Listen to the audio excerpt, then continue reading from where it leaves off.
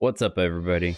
Well, the smoke is back, and I'm gonna try to do this without trying to do too much coughing and stuff. So, Frozen Pass, we know that there's only one point that really matters, and that is the A point and this hill area. And I'm gonna encompass all of this as part of the hill. And that's because it gives you so much visibility to be able to see so much of the map. Now, Team 2 has a very static play here. It's go to this hill, try to cut off the enemy push.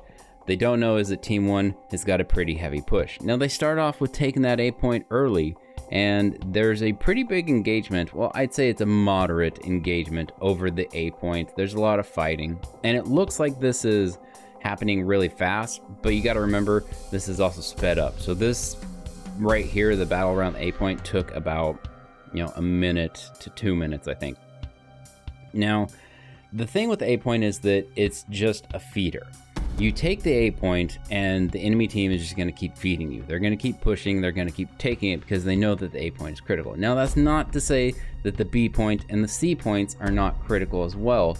They just don't provide the opportunities that the A point or the A hill does, or the tunnel, whatever you want to call it.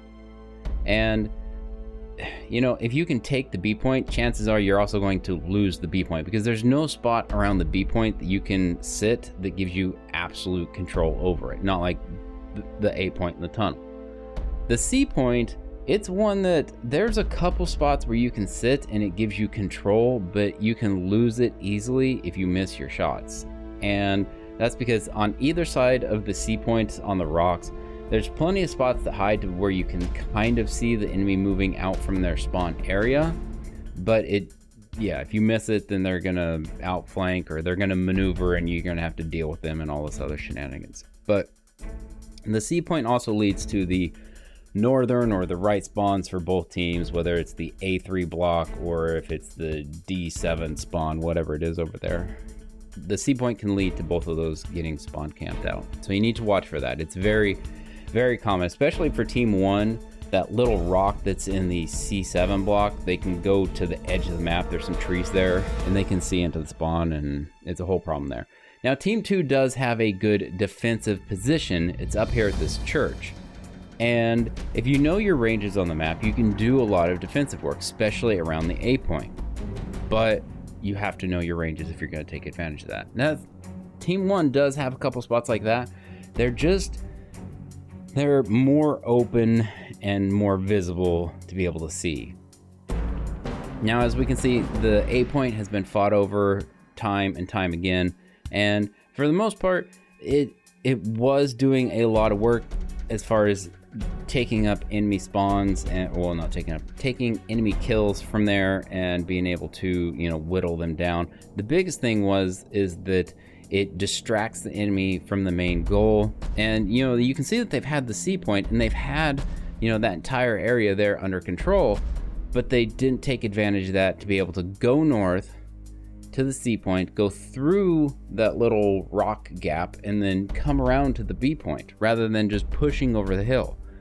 There's a lot of time that maybe the longer path is the better path, especially if it's towards a point that you have control. If you have control up there, chances are there's no enemies up there. Now we can see, like I said, Team 1 has already got that spawn camp in the the D7 block, because they push around the hill and it's pretty much done from there.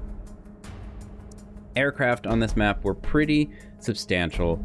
They were booming, they were zooming, they were bombing, they were fighting each other, they were getting blown up out of the sky. So at battle rating 6.3, you have to be very aware of aircraft. So if you don't have an SPAA of some kind with backups at 6.3, you're definitely you're leaving a lot of points on the table as far as being able to, you play your heavy tank, you play whatever tank that you want to start out with, right?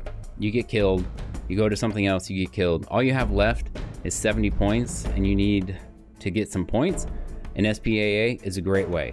If you say, oh, well, I suck at firing an SPAA, it doesn't matter. On this map at 6.3, planes have to come in low. So get out there, use your SPAAs, get used to them, because they're going to give you the points to be able to spawn back in. With that, we'll catch you on the next one, and I hope you guys have a great Saturday.